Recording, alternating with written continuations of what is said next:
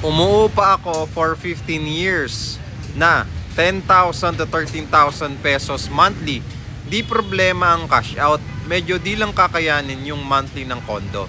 Maraming salamat sa pag-comment, Sir Jay. Okay? So, kailangan po natin ng co-borrower. Katuwang sa pagbabayad ninyo, pwede rin po, hanap po kayo ng katuwang po ninyo sa pagbabayad in case na talagang hindi nyo kayanin yung monthly amortization, di ba? So, nagagawa naman siya ng paraan. Pangalawa, okay, mag-produce pa tayo ng income para mag-side hustle tayo, gumawa tayo ng way, di ba? Para magkaroon din tayo ng extrang pera pa, di ba? Para at least meron tayong pang-invest sa property. So, pangatlo, pag-ipunan po natin at galingan po natin sa trabaho, sa business natin, or kung ano man po yung ginagawa natin pagkakitaan.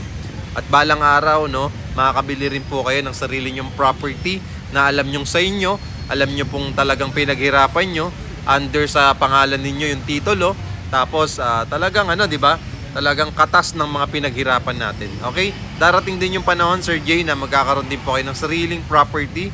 Is either condo unit man yan, house and lot man yan, okay? Basta sipagan lang po natin sa araw-araw at lagi po tayo mag-pray na balang araw din matutupad din natin na makakuha tayo ng sarili nating property.